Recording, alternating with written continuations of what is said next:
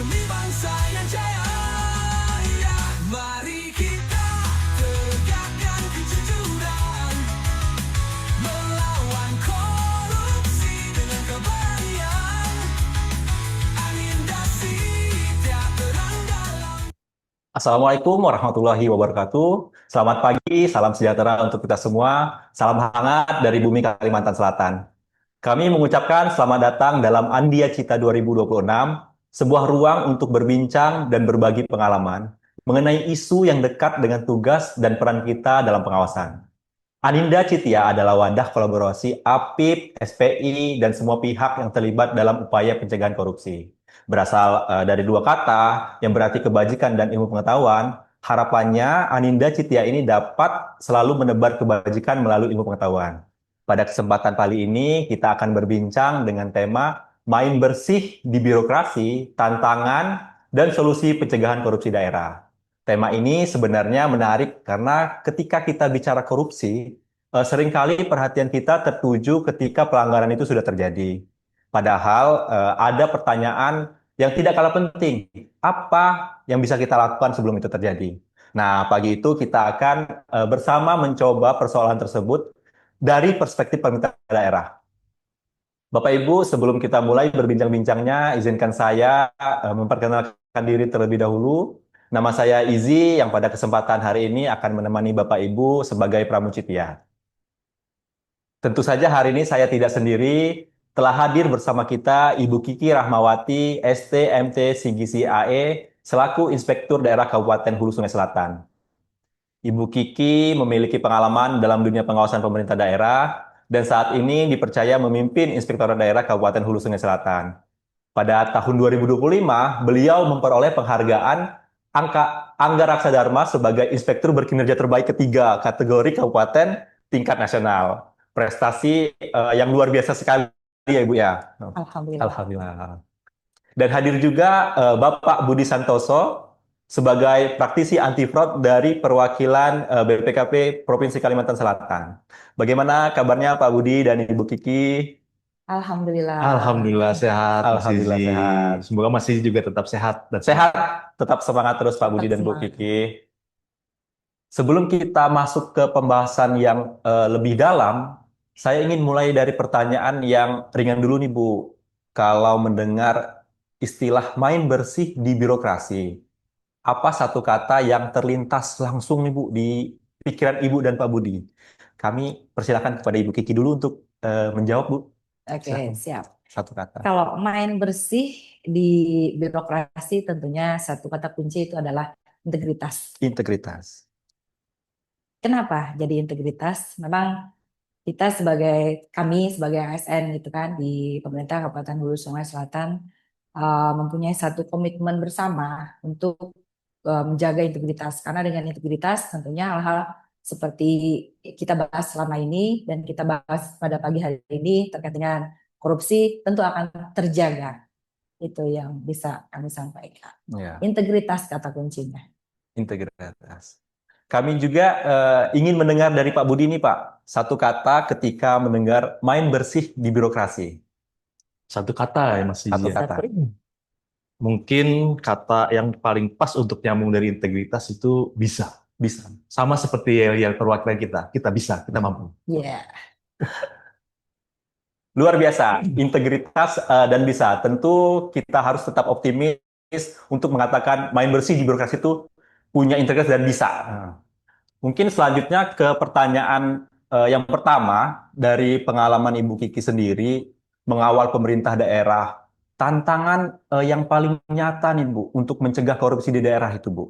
Apa sih Bu tantangan yang paling nyata yang ada di daerah gitu Bu? Siap. Kalau tantangan yang paling nyata di daerah itu kan kalau unsur untuk pencegahan korupsi itu setidaknya tidak hanya di birokrasi ya. Yang paling nyata itu adalah perlunya penguatan di pengawasan juga, Pak Izi. Jadi kami di Kabupaten Hulu Sungai Selatan ada 3 pilar sebenarnya dalam menjaga dan menjadi tantangan kami.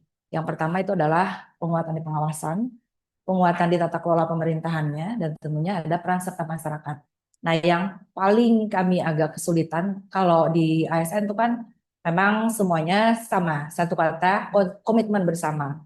Tapi kalau untuk peran serta masyarakat, ini kadang-kadang ada masyarakat yang resisten terhadap satu keinginan kita untuk sama-sama menjaga. Nah, resisten inilah yang perlu kita kelola dan kita bagaimana kita upayakan untuk sama-sama berjalan dengan pemerintah daerah yang ingin berkomitmen tentunya memberantas atau mencegah korupsi. Itu sih, resisten. Resisten. Ya, ada penolakan dari masyarakat atau biasa kita menyebutnya sekarang itu kan netizen ya. Iya. Oke. Nah, kalau tadi dari Ibu Kiki, saya juga ingin mendengar dari Pak Budi nih, Pak, mengenai tantangan dari sisi praktisi anti fraud dalam upaya pencegahan korupsi itu sendiri, Pak. Baik, terima kasih Mas Izzy. Tapi sebelumnya saya mau mengucapkan terima kasih dulu nih ke panitia ya yang sudah mengundang saya nih untuk ikut hadir bahkan satu majelis dengan Bu Kiki yang Iya, tadi betul. sudah dibacakan prestasinya itu sama Mas Izzy itu kan. Jadi saya ikut bangga sekali juga nih.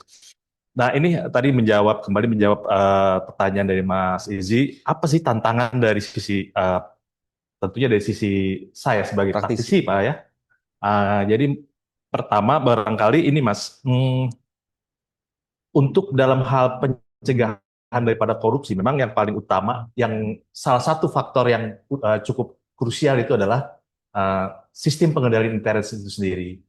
Tapi di luar masalah itu, ada beberapa faktor yang menurut saya cukup berpengaruh juga dalam upaya birokrasi untuk pencegahan korupsi. Eh, Salah satu faktor yang utama itu adalah terkait dengan moral kita sendiri sebagai birokrat. Moral kita sebagai birokrat itu kadang ada beberapa sifat yang ya kita sebagai orang timur lah kira-kira begitu, sering merasa seperti ewuh pakewuh gitu Bu. Seperti merasa kita merasa ini apa namanya harus patuh pada atasan, kemudian solidaritas klub kita yang kita merasa kita itu mestinya salah gitu, tapi kita tetap apa namanya laksanakan. Kemudian yang berikutnya ini terkait dengan normalisasi daripada praktek korupsi sendiri. Ada gaya hidup dari birokrasi itu yang kadang yang sering nongol juga di beberapa apa media massa gitu di internet, bahkan sering diserang oleh netizen gitu kan. Jadi birokrasi merasa kalau udah levelnya misalnya kabak, standarnya harus seperti ini gitu. Level manajemen tingkat tinggi, standarnya harus seperti ini. Ini yang kadang-kadang menurut pandang daripada birokrat sendiri yang harusnya menjadi pandangan yang salah gitu ya. Kemudian juga adanya anggapan gitu, Mas Izzy, bahwa apa gratifikasi itu adalah hak gitu. Selain itu juga adanya uang pelicin, mungkin juga ucapan sekedar terima kasih gitu. Kadang kalau misalnya kita mengurus birokrat, mengurus kenaikan pangkat gitu, kayaknya kalau nggak ada uang apa ucapan terima kasih itu kayaknya nggak komplit gitu. Iya. Padahal itu salah. Berarti Itulah ya, hal start yang yang awal pertama daripada karena kebiasaan-kebiasaan seperti itu akhirnya menjadi suatu hal yang dianggap seperti lumrah. Begitu juga sama mentalitas zona nyaman atau status quo nih. Ada beberapa birokrat yang merasa penolakan daripada sistem ya, kan sistem itu selalu berkembang Mas. Itu harusnya sebagai birokrat itu terus berkembang. Birokrat itu siap menerima perkembangan termasuk perkembangan daripada sistem itu sendiri, pengembangan sistem. Jadi kalau ada hal yang lebih baru, ya mestinya birokrat juga siap untuk menerima itu. Selain itu juga ini mungkin resistensi terhadap pengawasan. Ini ada kaitannya juga dengan apa namanya tugas dari Bu Kiki sendiri ya. gitu. Kadang-kadang dari beberapa instansi atau OPD itu hanya menganggap bahwa audit itu hanyalah apa namanya seperti mencari kesalahan saja. Gitu. Iya. Nah kami juga di sini Bu apa di BPKP juga kadang Ya seperti ada suara-suara seperti itu kan. Iya. BPKP hanya mencari kesalahan saja begitu. Datang terus lagi Datang terus diperiksa kan kemarin lagi. kan udah gitu. Iya. Atau ini apa sih yang mau dicari ini gitu Iya. sama auditor. Nah, begitu juga resistensi terhadap pengawasan berupa misalnya pelemahan gitu Bu ya, pelemahan daripada whistleblowing system.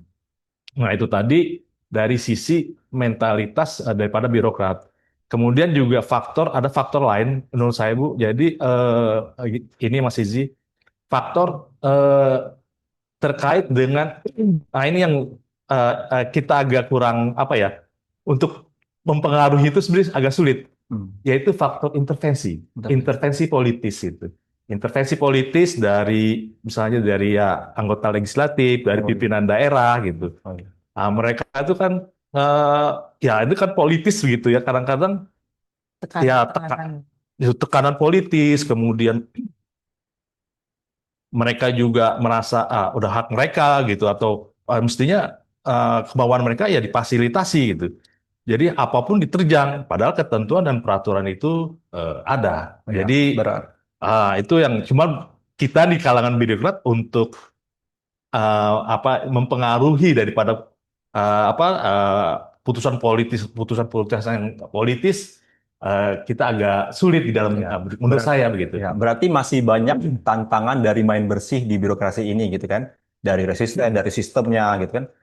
Jadi saya ingin eh, mengajak kita melihat satu hal lagi Bu, yang ketika kita berbicara tentang korupsi, biasanya kita mendengar korupsi itu yang pertama kali dalam pikiran kita pasti uang gitu Bu ya. Nah, saya ingin bertanya nih kepada Bu Kiki, apakah memang berawal dari uang tentang korupsi ini Bu? Silakan Bu Kiki. Kalau sebenarnya korupsi itu tidak melulu kita berbicara tentang uang, karena korupsi ini kan sejatinya luas sebenarnya untuk apa sih yang menjadi nilai korupsi. Benturan kepentingan itu juga korupsi kan sebenarnya. Ada 7 delik aduan ya Pak Budi ya Ya. dalam korupsi ini kan. Salah satunya itu adalah benturan kepentingan, ada gratifikasi di sana juga. Nah, hal-hal kecil yang mungkin tidak kita sadari sebagai seorang ASN itu kadang-kadang itu korupsi juga adalah disiplin waktu.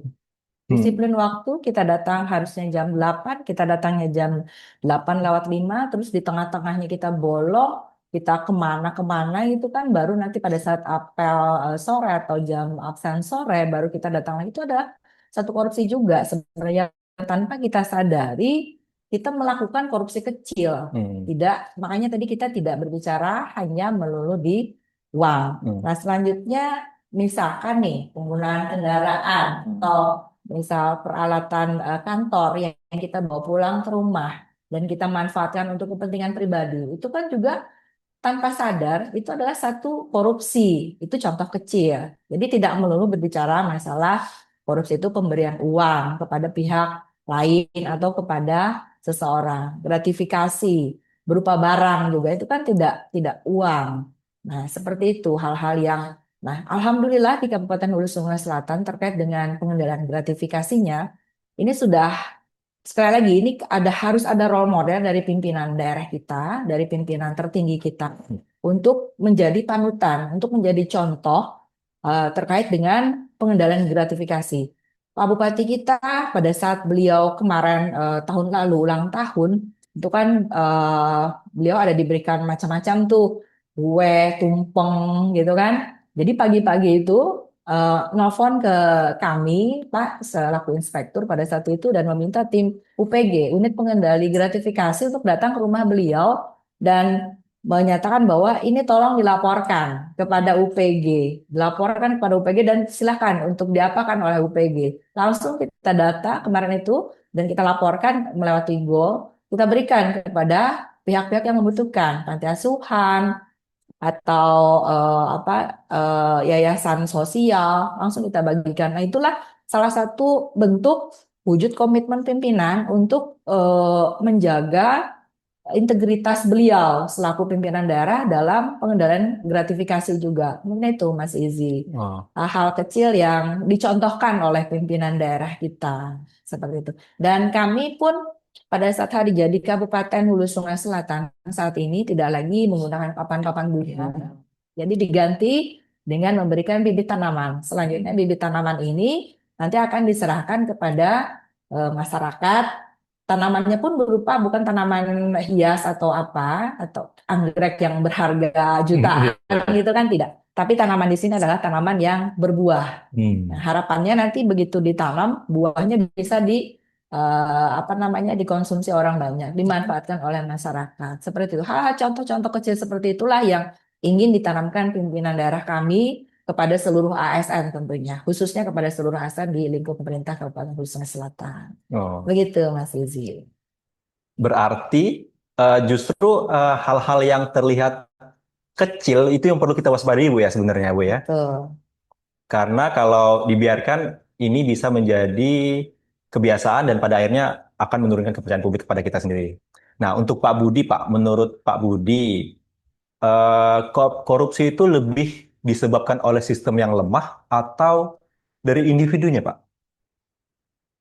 Korupsi itu disebabkan oleh sistem yang lemah kah atau moral individunya? Ini pertanyaan yang agak sering jadi pertentangan ya. Macam pertanyaan mana yang lebih dulu, ayam atau telur? Kan kira-kira begitu ya. Ya, telur. Ayam atau telur gitu. Nah, tapi katanya berdasarkan data empiris itu sistem yang lemah, pengendalian yang lemah itu memegang peran yang menurut saya itu jauh lebih dominan dalam memicu korupsi dalam skala besar dan sistemik gitu. Nah, cuman kembali tadi pertanyaannya apakah mana yang lebih dulu, eh, mana yang lebih besar pengaruhnya sistem yang lemah ataukah sistem yang lemah ataukah moral individu? Kalau menurut saya sih kombinasi lah, kombinasi keduanya gitu. Jadi barangkali ada acara dulu di RCTI, acaranya Bang Napi, Mas Izzy, yang paling kalimatnya agak viral nih. Dibilang begini kata Bang Nafi, kejahatan terjadi bukan hanya karena niat pelaku, tapi juga karena ada kesempatan. Waspadalah, waspada. Padahal. Nah, nah yang tahu ini tuh berarti umurnya cukup gak banyak gitu. Nah jadi tugas kita, ini tugas para birokrat itu eh, ya itu tadi membangun dan memperbaiki bukan hanya kepada sistem, tapi juga kepada perbaikan moral individunya juga. Nah, Gitu Mas. menarik nih, berarti kita itu tidak bisa melihat persoalan hanya dari satu sisi gitu kan. Ada individu, ada sistem. Nah, keduanya itu saling mempengaruhi sebenarnya dalam korupsi ini. Nah, kalau kita bicara tentang individu, ada situasi yang mungkin cukup sering kita menjadi dilema bagi ASN gitu, Bu ya. Ketika apa yang kita yakini benar, ternyata berhadapan nih dengan perintah atasan gitu kan. Mungkin teman-teman di Zoom juga bisa ikut membayangkan ya jika misalnya ada ASN yang diminta mempercepat suatu proses gitu kan, tapi dokumennya itu sebenarnya belum lengkap. Nah, dia juga sebenarnya ada sudah diarahkan oleh pihak tertentu. Nah, sebenarnya kalau kita berada di posisi ASN tersebut, sebenarnya apa yang kita harus lakukan? Situasi seperti itu kan sebenarnya nggak mudah ya, Bu Kiki. Apalagi ketika yang memberikan itu adalah perintah atasan langsung gitu kan. Dan situasi ketika perintah atasan berpotensi bertentangan dengan aturan, Ibu. Sampai di mana sebenarnya batas loyalitas dari seorang ASN tersebut, Bu? Silakan, Ibu Kiki, kami persilakan. Siap. Kalau misalkan perintah atasan tersebut bertentangan dengan ketentuan yang Mas Izzy. Nah, kalau di sini mungkin dari kami pribadi itu menyarankan bahwa kita kaji dulu perintah tersebut. Kita kaji dulu kalau memang sesuai dengan ketentuan kita laksanakan. Tapi kalau memang betul-betul bertentangan dengan ketentuan itu kita berikan dulu masukan kepada pimpinan. Berikan masukan kepada pimpinan, kita sampaikan ketentuan-ketentuan yang ada. Kalaupun memang misalkan pimpinan menyatakan tetap harus dilaksanakan, nah ini kan sudah memang harusnya di luar kendali kita ya, karena ini perintah. Kita dokumentasikan saja perintah tersebut, dokumentasikan, dan kita masukan dari kita pun kita dokumentasikan, dan kita kalaupun misalkan nanti tetap harus melaksanakan itu karena kita sudah menyampaikan saran dan masukan dari kita kepada pimpinan. Nah, eh, kalau bisa kita tidak melaksanakan ya kita tidak laksanakan. Tapi kalaupun harus juga, tentunya ada wadah untuk kita bertanya kembali. Ke Apip lah kita lari. Kita minta petunjuk lagi ke Apip dan minta bantu untuk Apip juga menyampaikan ke pimpinan tentang aturan-aturan tersebut. Kita minta Apip untuk menyampaikan ke pimpinan aturan-aturan tersebut. Nah, kalaupun memang salah juga, eh, ada wadah lagi satu, WBS, untuk WBS. menyampaikan bahwa sebenarnya ini salah, tidak mesti untuk dilakukan. Nanti kalau terjadi risiko, karena kita sudah mendokumentasikan, kita bebaslah dari segala macam tuntutan. Mungkin seperti itu, Mas Oh, Lutfi. ya. Berarti loyalitas itu bukan cuma mengatakan iya, iya ya Bu ya. Tapi Jadi harus justru disesuaikan juga dengan ketentuan. iya, Jangan jangan kita menceburkan diri ke sungai kalau kita tahu sungainya dalam. iya. Justru situasi yang mengingatkan kita menjaga menjaga aturan juga sebenarnya merupakan loyalitas kita kepada organisasi itu sendiri kan Bu ya. Heeh. Itu tidak Wah, harus diikuti seluruhnya kan. iya, Kalau iya. tahu itu memang salah, ya tadi jangan menceburkan diri ke sungai. Jangan mencobakan diri ke sungai. Pembahasannya nih mulai mendalam nih. Coba kita tarik nafas dulu sebentar. Tadi kalau kita bicara tentang situasi ketika ASN mengambil sikap, tapi sebelum seorang bisa mengambil sikap, tentu dia juga perlu tahu apa sebenarnya yang perlu diwaspadai. Nah, kita masuk ke pembahasan mengenai red flag dan modus yang perlu diperhatikan di pemerintah daerah. Saya sedikit beralih ke Pak Budi dari pengalaman Bapak sebagai praktisi anti fraud gitu. Apa saja tanda red flag atau yang terlihat sederhana nih, sebenarnya terlihat sederhana. Namun perlu membuat ASN tuh harus hati-hati sebenarnya. Silakan Pak Budi. Nah itu tadi Mas Iji sudah sampaikan eh, terlihat sederhana. Justru sesuatu itu dimulai dari hal yang kecil, dari yang sederhana. Pepatah dulu mengatakan apa sedikit-sedikit lama-lama menjadi bukit, Mas. Jadi eh, dimulai dari hal-hal yang kecil dulu, dimulai dari hal yang kecil, kemudian lama-lama akan menjadi suatu kebiasaan. Karena itu sudah menjadi biasa, lama-lama akan menjadi budaya gitu. Seperti teori ABC gitu, Mas ya. Nah, contoh-contoh hal yang kecil misalnya nitip tanda tangan, kemudian ya hal-hal yang apa namanya remeh-temeh menurut kita nih aneh, bukan suatu hal yang akan merugikan orang lain gitu atau merugikan negara. Nih, tapi karena titip tanda tangan terus menjadi suatu kebiasaan, dari perbuatan menjadi kebiasaan, kebiasaan itu lama-lama menjadi budaya. Begitu juga misalnya pemberian hadiah tadi seperti tadi sudah saya sampaikan, apa namanya ini hal-hal yang kecil aja begitu kan.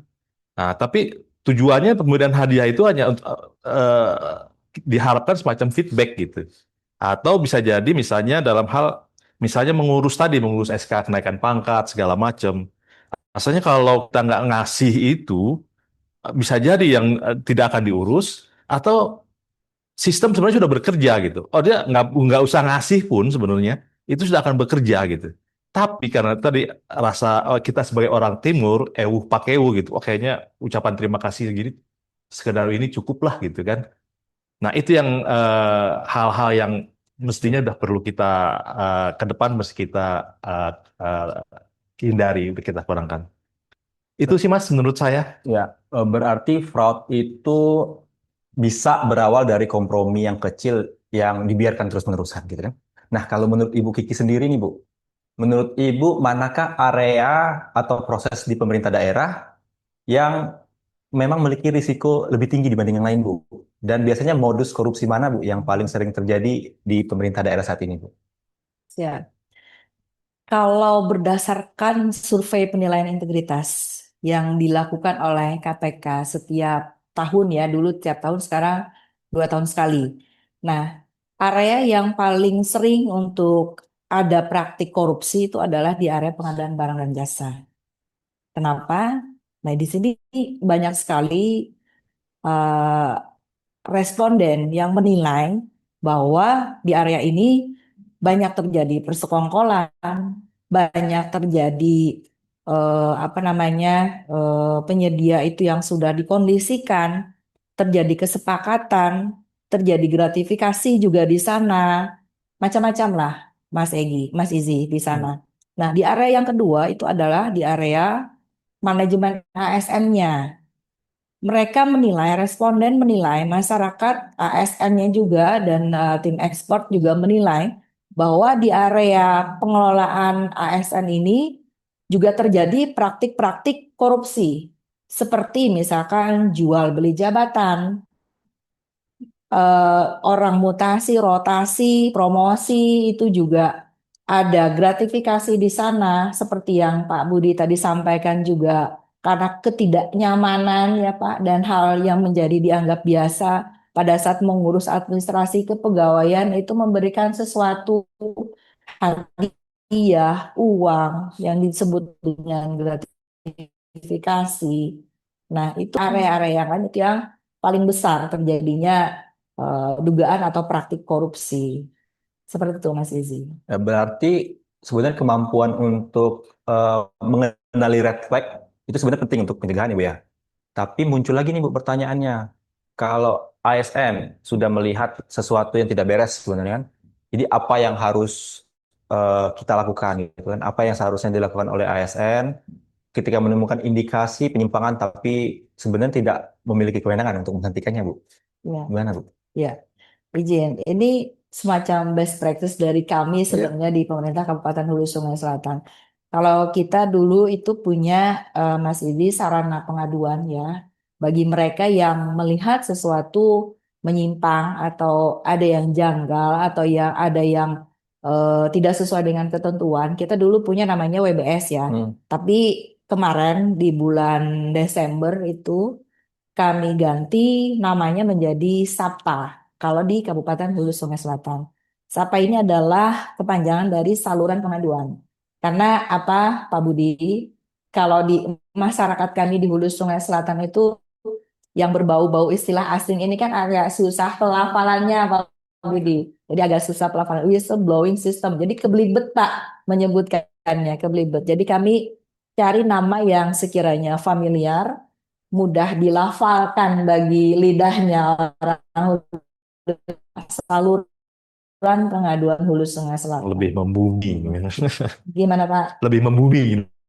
Iya, lebih membumi dan membanua Pak. Nah, jadi melalui Sapa Hulu Sungai Selatan ini, memang ini adalah satu wadah bagi baik itu masyarakat maupun ASN-nya untuk bisa mengadu yang kami sebutkan tadi. Dan alhamdulillah sejak diluncurkan pada saat itu kan Hakordia 2025, pada saat diluncurkan oleh Pak Bupati Hulu Sungai Selatan, respon dari ASN atau masyarakat yang melaporkan itu cukup banyak. Dan itu memang kita respon, Mas Izi, kita respon asal dalam tanda kutip dia harus lengkap siapa pelapornya, terus kronologi kejadiannya seperti apa, waktunya di mana, kapan kegiatan itu dilakukan. Dan lumayan cukup banyak, alhamdulillah itu berjalan dan kita ada beberapa yang dari laporan itu akhirnya kita lakukan investigasi juga Pak. Kita lakukan investigasi, kita pemanggilan pada yang dilaporkan dan ketentuan disiplin. Tidak hanya pelaporan itu di lingkup misalkan dugaan pelanggaran yang dilakukan oleh ASN saja, merambah juga ternyata pemerintah kepala desa yang tentang laporan yang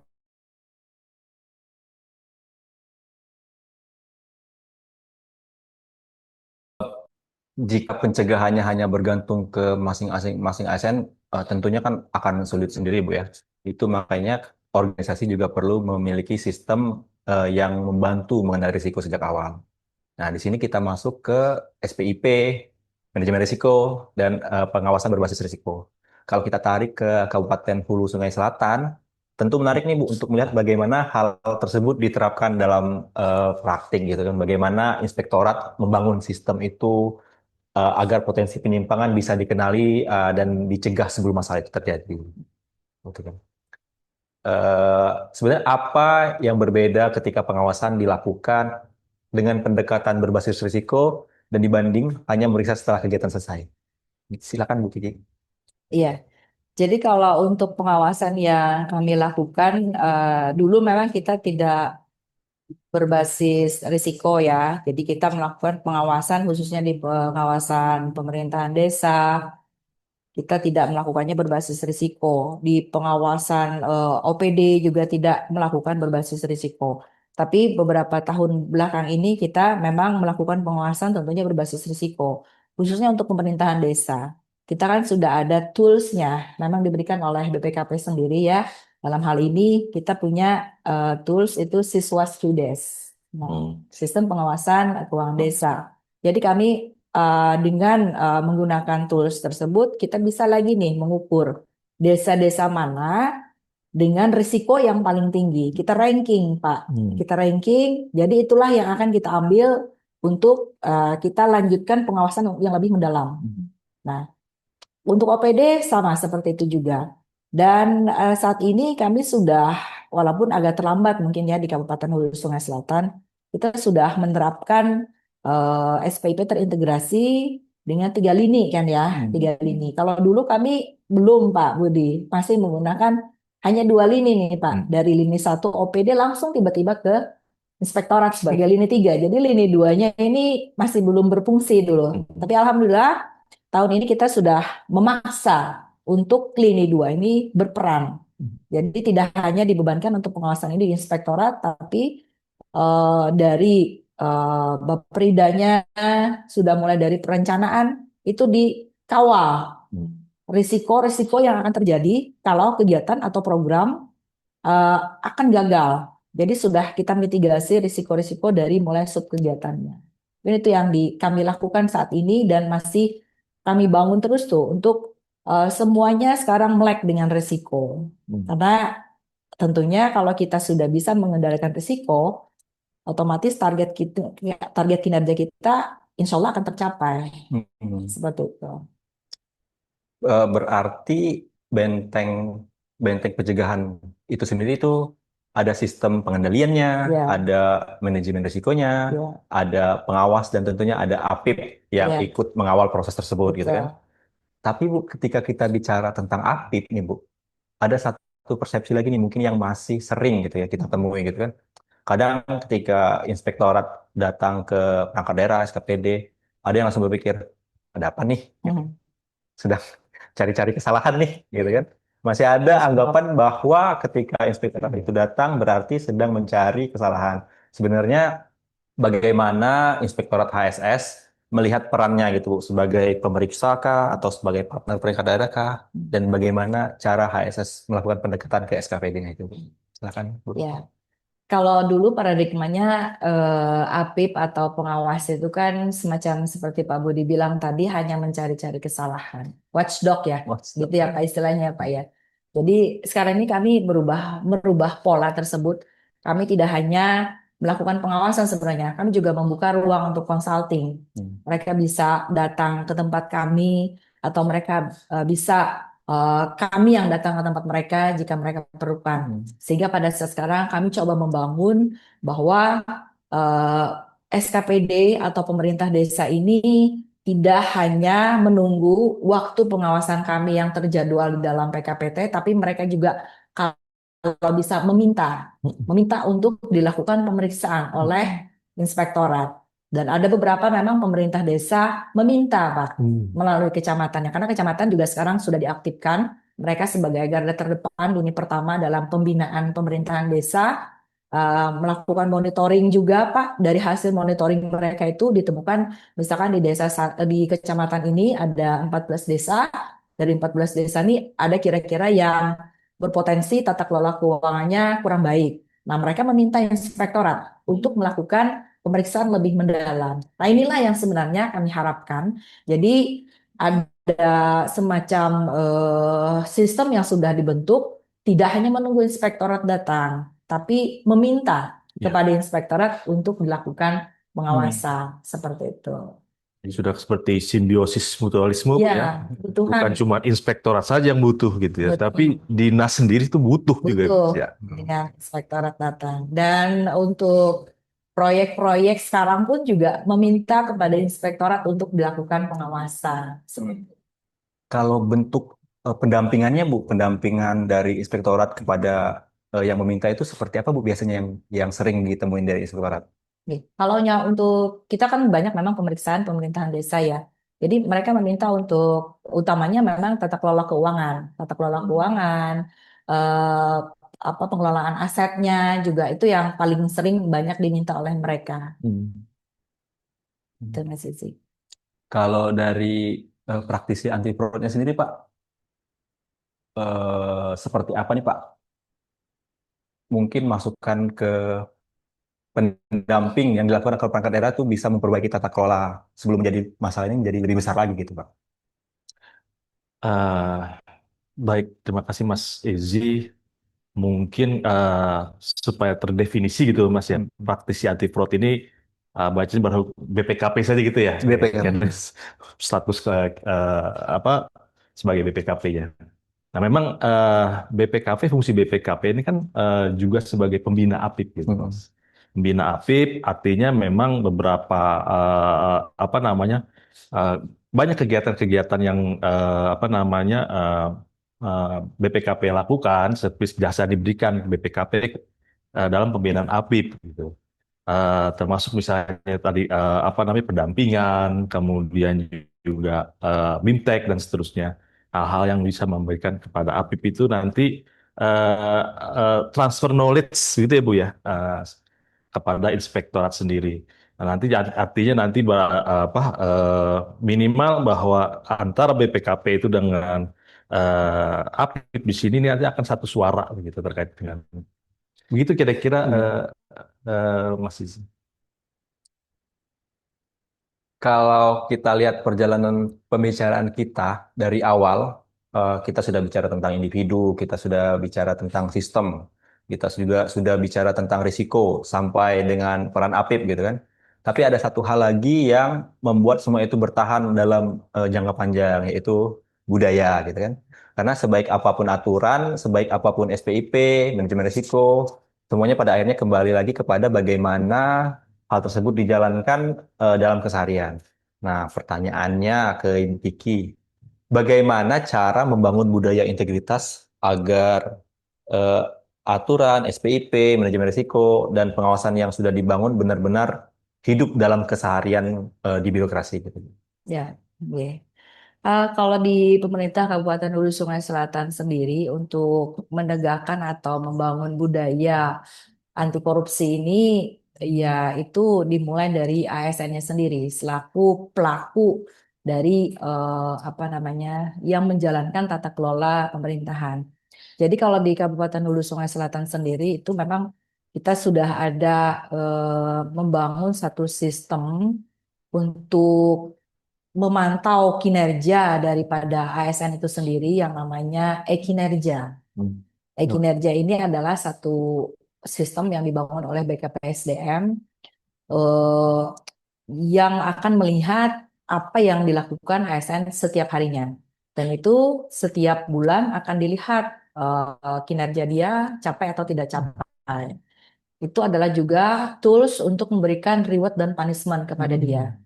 Jadi setiap 3 bulan sekali BKPSDM memberikan penghargaan. Ini juga dirangkai dengan ASN berakhlak, Mas Isi. Dirangkai dengan ASN berakhlak. Mulai tahun ini BKPSDM memberikan reward kepada ASN yang memenuhi kriteria menurut mereka, ketentuan menurut mereka, untuk diberikan reward, yakni pemberian uang tunai. Jadi setiap 3 bulan sekali, Pak Budi, itu ASN-ASN di semua OPD yang penilaiannya itu bagus akan diberikan reward. Semua OPD, satu perwakilan, satu ASN, satu OPD. Nah, itu untuk ASN-nya sendiri.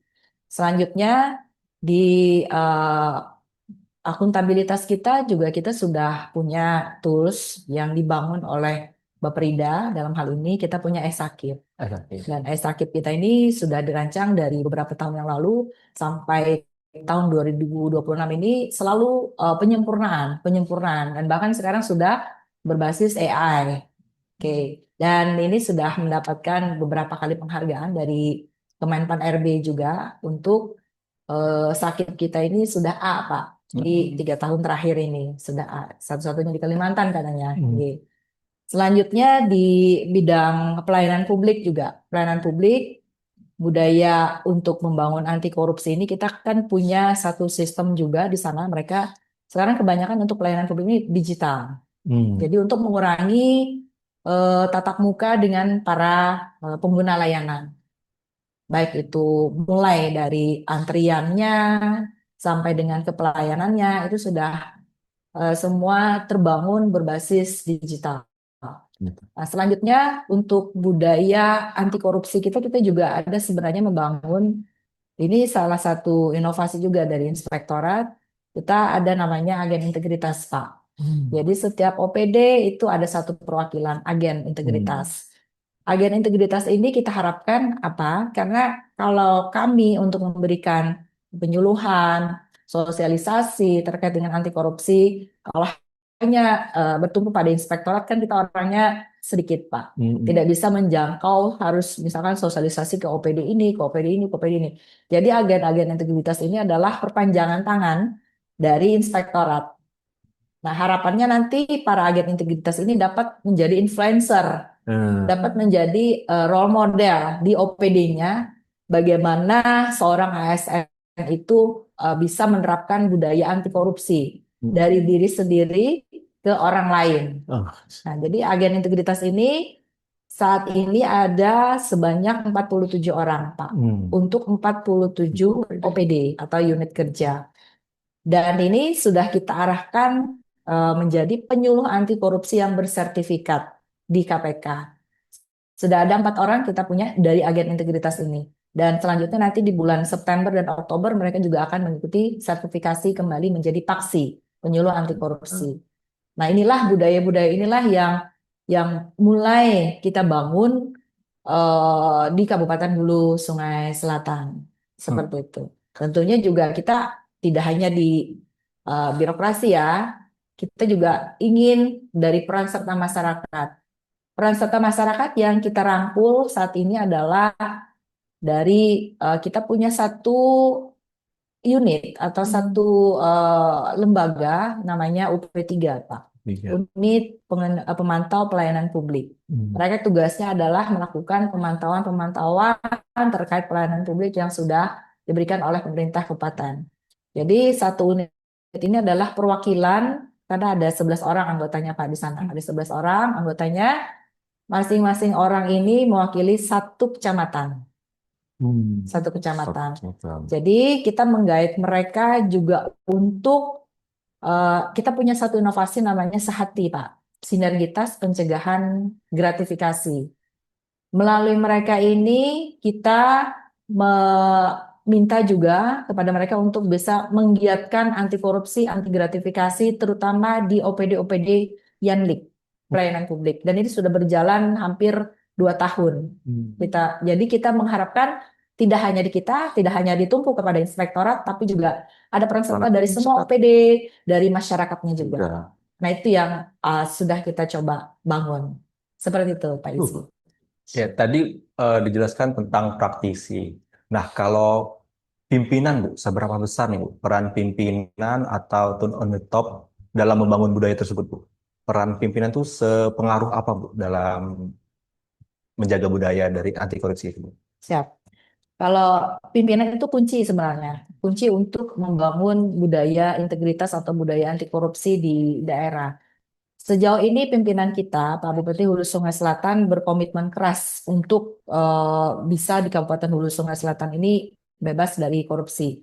Dan alhamdulillah, Pak Izzy, Pak Budi, tahun 2026 ini KPK menetapkan Kabupaten Hulu Sungai Selatan itu sebagai calon percontohan kabupaten anti korupsi Se-Indonesia. se-Indonesia, Pak, Siap. bersama dengan Kota Palangkaraya dan Kabupaten Asahan. Jadi 3 ini nanti di challenge lagi penilaiannya di bulan Oktober. Dan kita sudah mendapatkan ada beberapa kali BIMTEK bersama dengan KPK, Kementerian Keuangan, Kementerian Dalam Negeri, BPKP juga, dengan ORI, dan juga Kemenpal. Nah, di BIMTEK ini tidak hanya di birokrasinya saja, tidak hanya di pemerintahan daerahnya saja, tapi juga di masyarakatnya diajak. Jadi dalam membangun budaya anti korupsi ini tadi sekali lagi ini tidak hanya tugasnya pemerintah daerah, tapi ada juga peran serta masyarakat. Dalam hal ini Bupati sangat aware, sangat sangat apa ya supportnya luar biasa dari beliau. Komitmen yang beliau tunjukkan itu menjadi contoh bagi kami. Pimpinan saja bisa. Kenapa kami tidak bisa menggerakkan itu? Jadi kalau kita tidak mendukung, artinya kan kita tidak sejalan dengan pimpinan. Alhamdulillah seperti itu. Jadi setiap ada kegiatan-kegiatan yang dilakukan oleh KPK, beliau selalu hadir. Hmm. Hari ini pun beliau nih ada mengikuti kegiatan di Kota Palangkaraya terkait dengan rapat koordinasi KPK bersama dengan Kemendagri terkait dengan pencegahan korupsi, beliau menyempatkan hadir. Dalam kesempatan pertama selalu hadir. Siap. Berarti peran tadi disampaikan peran itu bukan hanya dari perangkat daerah, tapi dari masyarakat itu sendiri gitu Bu ya.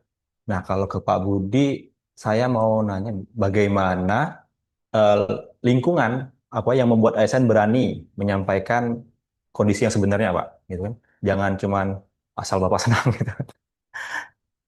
Silakan Ya. Pak Budi.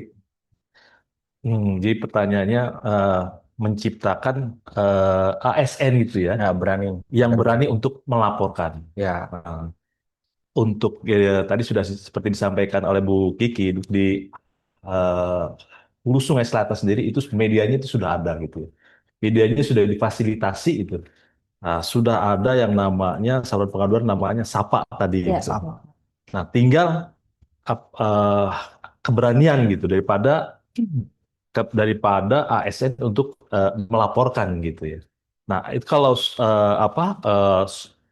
itu tadi menciptakan eh, apa pertama keberanian daripada ASN itu sendiri bagaimana supaya mereka tuh berani. Tentunya eh, lingkungan kerja mereka sendiri itu harus juga mendukung. hmm, Tadi seperti disampaikan oleh Bu Kiki, Kabupaten HS sendiri tuh bahkan dari top level pimpinan bupati sendiri itu sangat-sangat mendukung. Sehingga jajaran di level di bawahnya sendiri mestinya juga mensupport gitu. hmm, Kalau seluruh lingkungannya sudah mensupport dari top pimpinan support, eh, ASN atau yang terlibat di dalam hal itu masih tidak berani melapor, melaporkan. berarti ini mungkin ada sesuatu hal yang salah nih Salah. gitu. Karena sudah pimpinan semua sudah sudah memfasilitasi.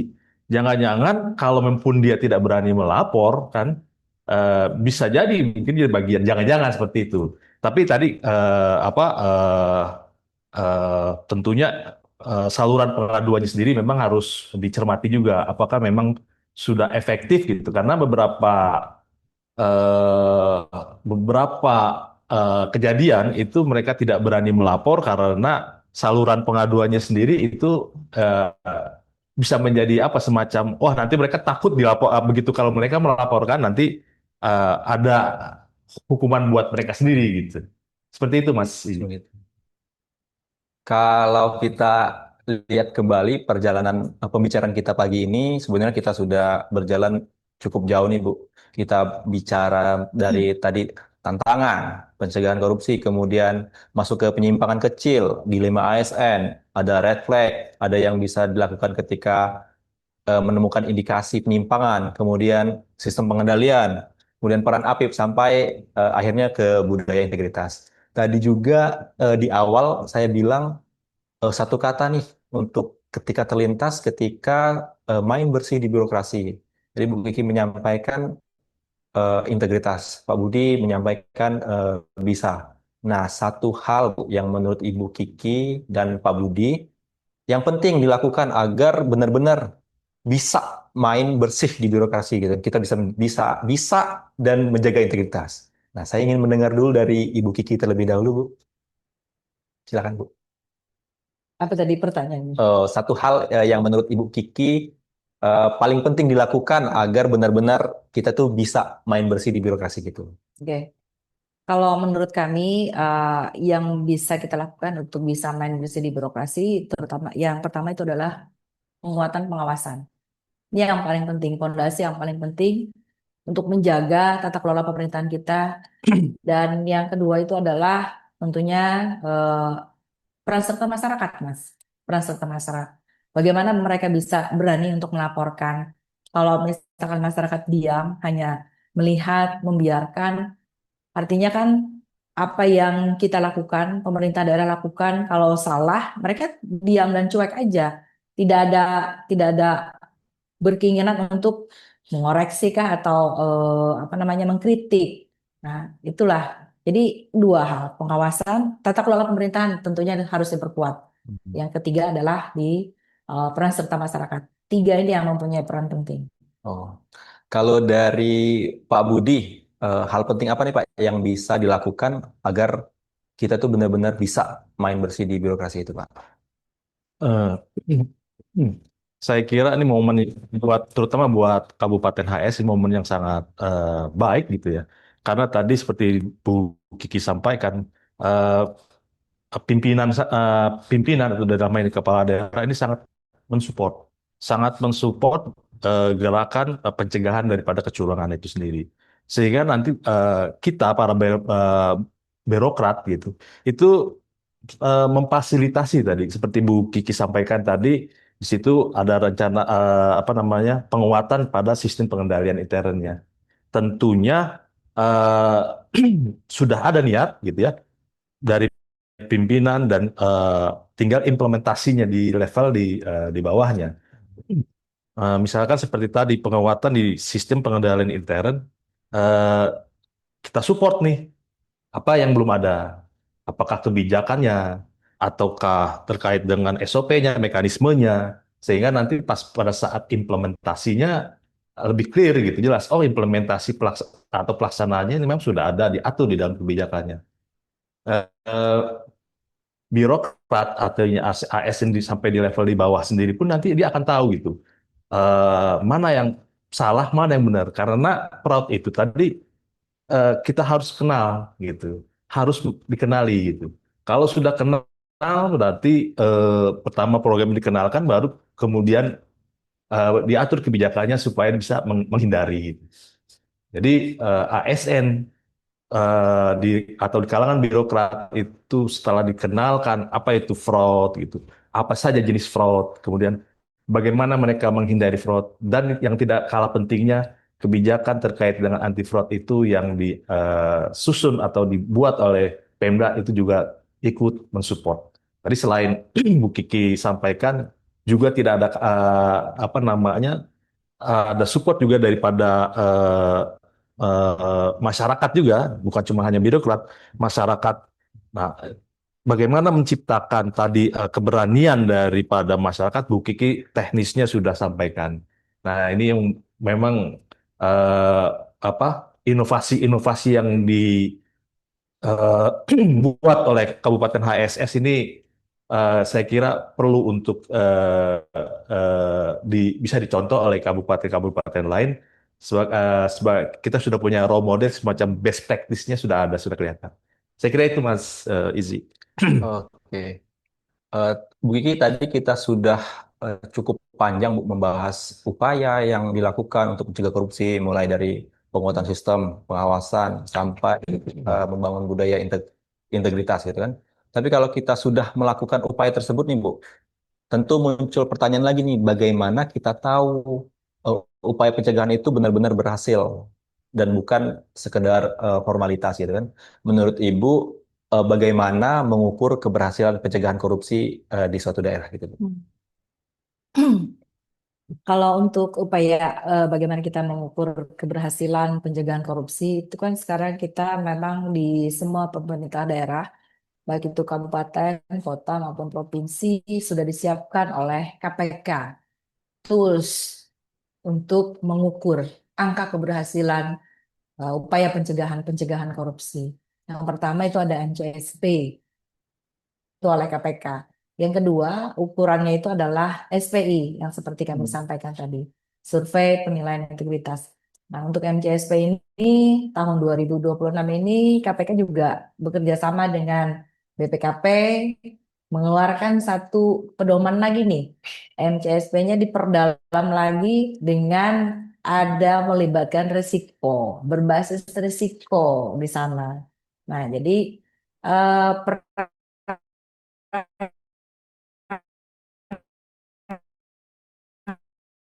perangkat ini yang apakah mereka sudah berhasil? Kalau di MCSP itu sebenarnya upaya-upaya yang kita lakukan. Jadi dokumen-dokumen yang kita sampaikan di dalam MCSP itu adalah baik itu regulasi Pak atau apa yang sudah kita lakukan di ada 7 area perencanaan penganggaran, pelayanan publik, di manajemen ASN-nya, penguatan pengawasannya atau APIP, di tata kelola BMD-nya, dan juga di manajemen ASN-nya.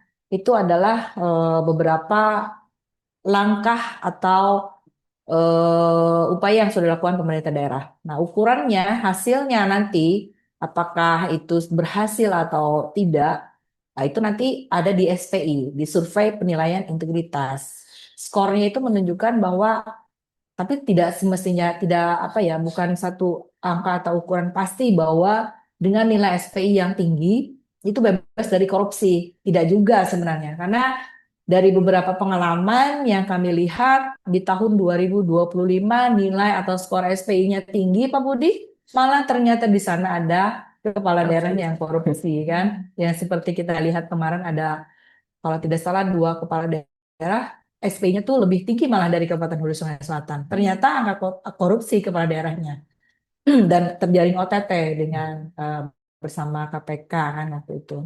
Nah, jadi ini sebenarnya alat saja untuk mengukur keberhasilan upaya pencegahan korupsi kita. Tapi yang paling utama menurut kami itu adalah ukuran keberhasilan pencegahan korupsi ini adalah dari tingkat kesejahteraan masyarakatnya, IPM-nya. Masyarakat ini sejahtera atau tidak? Karena dengan kalau kita satu pemerintahan daerah itu ada korupsi, terjadi praktik korupsi, otomatis kan banyak gerogotan-gerogotan yang diambil dari anggaran-anggaran kan masyarakatnya tidak sejahtera. Fasilitas infrastrukturnya tidak begitu baik. Banyak aduan-aduan masyarakat terkait dengan pelayanan publik. Aduan-aduan masyarakat terkait dengan ketidaknyamanan mereka pada saat mendapatkan layanan publik dari pemerintahan. Mungkin itu Mas Rizi yang bisa menjadi tolak ukur kita dalam mengukur apakah upaya pencegahan korupsi yang dilakukan oleh pemerintah daerah ini berhasil atau tidak, seperti itu. Oh, baik. Terima kasih. Tentunya masih banyak hal yang menarik yang bisa kita gali dari narasumber kita hari ini. Mungkin sesi berbincang kita bersama Ibu Kiki dan Pak Budi sudah selesai, tapi pembahasan kita tentunya belum berakhir. Setelah ini kita akan menikmati dulu dari performa dari rekan kita selama kurang lebih 5 menit. Namun sebelumnya saya ingin mengingatkan kembali kepada Bapak Ibu untuk melakukan presensi. Tautan presensi akan kami kirimkan melalui kolom chat. Jadi mohon untuk diperhatikan dan diisi ya Bapak Ibu. Nanti setelah break, kita akan kembali dengan sesi yang tentunya tidak kalah menarik, yaitu tanya jawab bersama Ibu Kiki dan Pak Budi. Bagi Bapak Ibu yang sudah memiliki pertanyaan, boleh dikirimkan melalui chat atau nanti menggunakan fitur raise hand. Jadi jangan kemana-mana, kita akan kembali lagi setelah break.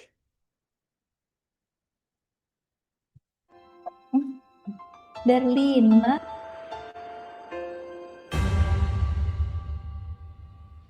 There were nights when the wind was so cold, and my body froze in bed if I just listened to it right outside the window. There were days when the sun was so cruel, and the tears in the dust, and I just knew my eyes were drying up forever.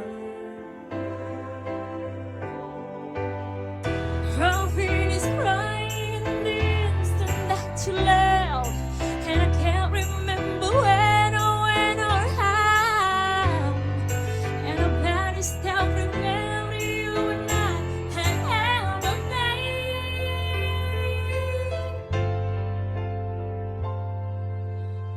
You touch me like this, and you hold me like that, I just have to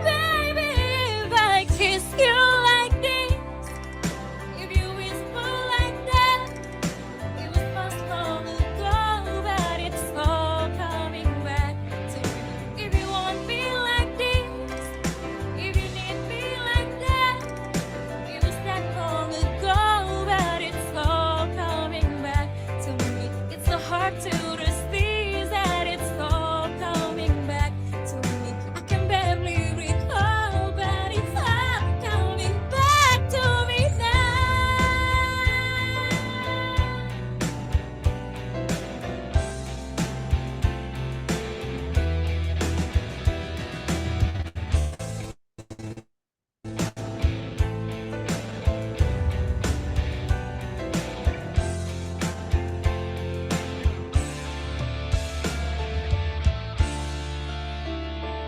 Never those healthy trends and whole long lives. And whenever you try to hurt me, I just hurt you even worse and so much deeper. There were hours that just went on for days. And a lot at last we caught up. All the changes there will go still was forever. But you were history was slamming off the door, and I made myself so strong again somehow. And I never wasted any of my time on you since then. But if I get you like this, if you kiss me like that, it was so long ago, but it's all coming back to me. If you touch me like this, if I kiss you like that, it was gone with the wind, but it's all coming back to me. It's all coming back to me now. There were moments of bold and there were flashes of a light. There were things we never do again, but then they always seem alright. There were nights of endless pleasure. It was more than any love's alive. Baby, baby, baby, when you touch me like this, and you hold me like that, it was gone with the wind, but it's all coming back to me. When you see me like this, when I see you like that, then we see what we want to see, all coming back to me. The past and the fantasy is all coming back to me. I can barely recall, but it's all coming back to me now.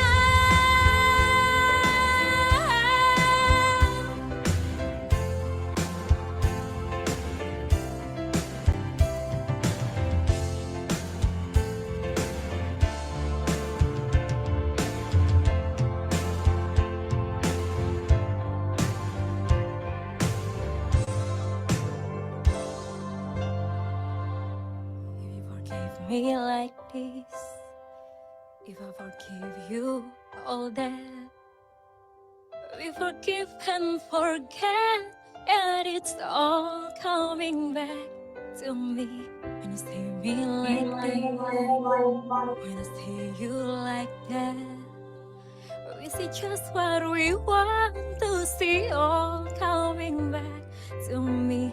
The past and the fantasies all coming back to me. I can barely recall, but it's all coming back to me now.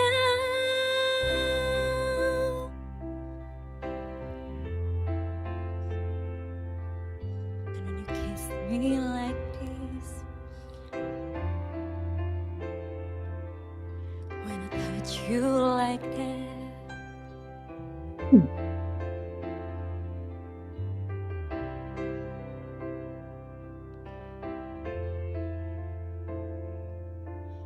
and if we terima kasih.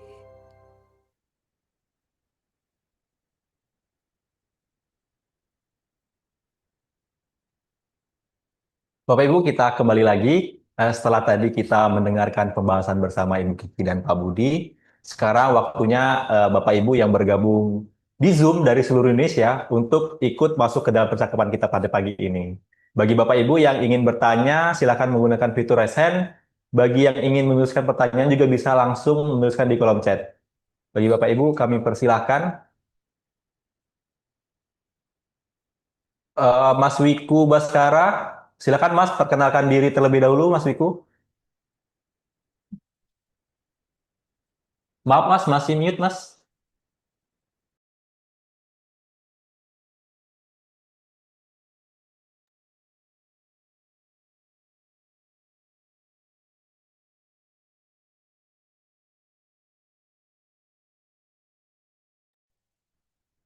Halo? Oh iya. Oke.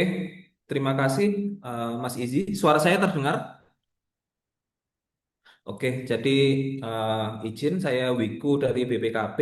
Jadi di sini ada beberapa pertanyaan yang mau saya tanyakan lah ya. Yang pertama terkait eh, dalam WBS atau SAPA HSS ini, bagaimana cara untuk menjamin keamanan pelapornya? Soalnya kan tadi seperti yang sempat disampaikan juga, mungkin takut atau apa. Jadi bagaimana Inspektorat atau Kabupaten Hulu Sungai Selatan ini menjamin keamanan pelapornya. Kemudian yang selanjutnya, bagaimana peran inspektorat sendiri terkait intervensi politik yang berpotensi fraud, mungkin bisa pokir, mungkin yang lainnya, itu peran inspektorat seperti apa. Terus yang terakhir, tadi kan disampaikan juga oleh MC tadi ya, jadi ada HSS itu kalau nggak salah peringkat ketiga, terus disampaikan juga dijadikan percontohan oleh KPK. Nah, ini kira-kira apa yang perlu dilakukan APIP lain supaya bisa seperti HSS kayak gitu. Mungkin itu aja Mas, terima kasih.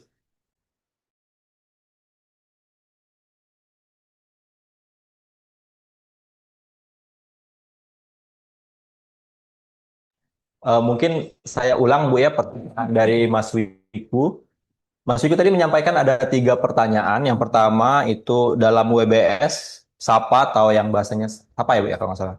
Bagaimana cara untuk menjamin keamanan pelapor? Kemudian yang kedua itu bagaimana peran inspektorat terkait intervensi politik yang berpotensi fraud gitu kan. Seperti pokir atau yang lain. Terus yang ketiga, HSS peringkat ketiga se-Indonesia dijadikan percontohan oleh KPK. Nah, kira-kira apa yang perlu dilakukan oleh APIP lain supaya bisa menjadi seperti AS? Silahkan Ibu Kiki. Oke. Pertanyaan pertama tadi terkait dengan WBS atau SAPA HSS, Saluran Pengaduan Hulu Sungai Selatan, itu gimana cara untuk menjamin keamanan dari pelapor. Nah, mohon izin untuk SAPA HSS ini kita sebelum peluncuran kemarin di masyarakat khususnya ya, kita sudah menerbitkan Peraturan Bupati Hulu Sungai Selatan. Mohon izin saya bacakan, ini nomor 44 tahun 2025 tentang pedoman penanganan pengaduan dan perlindungan pelapor. Selain ini mengakomodir terkait dengan penanganan pengaduan, kita juga di dalam sana, di dalam peraturan bupati ini juga melindungi pelapor-pelapor yang mengadukan melewati SAPA. Jadi ada berbagai perlindungan yang kita jamin kepada para pelapor. Tadi di dalam SAPA SS kita juga kerahasiaan pelapor tentu kita jaga, dan kita tidak akan membocorkan tentunya kepada walaupun kita melakukan pemanggilan atau klarifikasi kepada yang terlapor, tetap kita akan merahasiakan status dari pelapor itu sendiri. Kita sudah dilindungi oleh Peraturan Bupati Hulu Sungai Selatan. Nah, yang kedua, bagaimana peran inspektorat terkait dengan intervensi politik yang berpotensi untuk fraud seperti pokir. Nah, dalam pokir, peran inspektorat di sini adalah untuk pokir ini kita setiap tahun itu melakukan review dan juga monep terhadap usulan-usulan yang masuk di dalam pokir ini. Dan ini juga sesuai dengan apa yang diamanahkan oleh MCSP, bahwa inspektorat khususnya di area perencanaan dan penganggaran itu harus melakukan monitoring dan evaluasi terhadap pokir-pokir anggota DPRD. Dari beberapa pokir yang masuk, selanjutnya itu kan nanti akan masuk di dalam rencana kerja dan anggaran SKPD. Nah, disinilah peran kita nanti setelah kita melakukan monep terhadap pokir-pokir yang masuk. Selanjutnya di SKPD kita akan melakukan review RKA, rencana kerja dan anggaran, untuk memastikan bahwa tidak ada tumpang tindih usulan, tidak ada tumpang tindih penganggaran di SKPD tersebut. Selanjutnya, misalkan pokir itu bentuknya nanti hibah atau bantuan sosial, kita juga melakukan review kembali, review terhadap hibah ataupun bansos untuk memastikan juga apakah betul penerimanya ini orang yang memang berhak sesuai ketentuan menerima hibah dan bansos tersebut. Karena ini salah satu juga yang masuk di dalam indikator untuk pemenuhan MCSP KPK.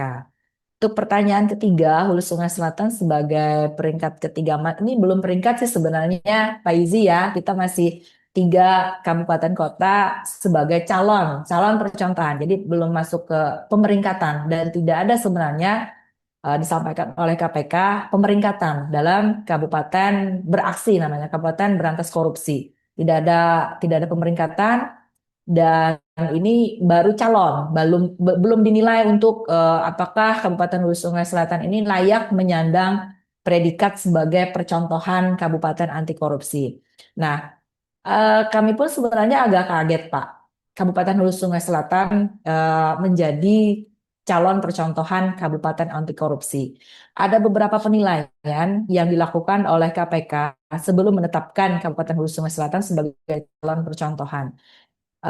Yang pertama itu adalah terkait dengan penilaian dari BPKP sendiri. Untuk SPIP terintegrasinya harus minimal levelnya level 3. Kebetulan HSS sudah memenuhi hal tersebut. Selanjutnya untuk WTP minimal 2 kali. Alhamdulillah Kabupaten Hulu Sungai Selatan sudah yang ke-13 ini Pak. 13 kali secara turut-turut.